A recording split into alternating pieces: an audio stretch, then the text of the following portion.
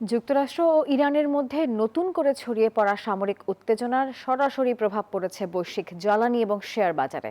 মধ্যপ্রাচ্যের সংঘাত আরও বিস্তৃত হওয়ার আশঙ্কায় এশিয়ার শেয়ার বাজারগুলোতে বড় ধরনের দরপতন দেখা গেছে। আর এর পাশাপাশি জ্বালানি সরবরাহ ব্যাহত হওয়ার শঙ্কায় আন্তর্জাতিক বাজারে অপরিশোধিত তেলের দাম এক লাফে অনেকটাই বেড়ে গেছে। আর এর ফলে বিশ্বজুড়ে নতুন করে মূল্যস্ফীতি বাড়ার প্রবল শঙ্কা করছেন বিনিয়োগকারীরা। যুক্তরাষ্ট্র ইরানের সামরিক উত্তেজনার খবরে টালমাটাল এশিয়ার শেয়ার বাজার। জাপানের নিক্কেই সূচক কমেছে 0.9% এবং দক্ষিণ কোরিয়ার প্রযুক্তি খাতের কোসপি সূচক পড়েছে 2%। সব মশার বিরুদ্ধে সুরক্ষা দিতে এলো বসুন্ধরা এক্সট্রিম অ্যারোসল, মশার বিরুদ্ধে এক্সট্রিম সুরক্ষা।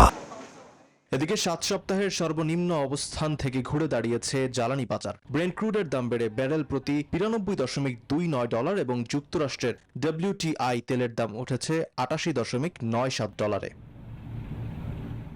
এমন অস্থিতিশীল পরিস্থিতিতে সবার নজর এখন যুক্তরাষ্ট্রের মূল্যস্ফীতির হালনাগাদ তথ্যের দিকে। অর্থনীতিবিদদের সংখ্যা চলমান এই যুদ্ধের নেতিবাচক প্রভাবে মে মাস শেষে 4.2% পৌঁছাতে পারে মূল্যস্ফীতির হার। Desk report, news 24।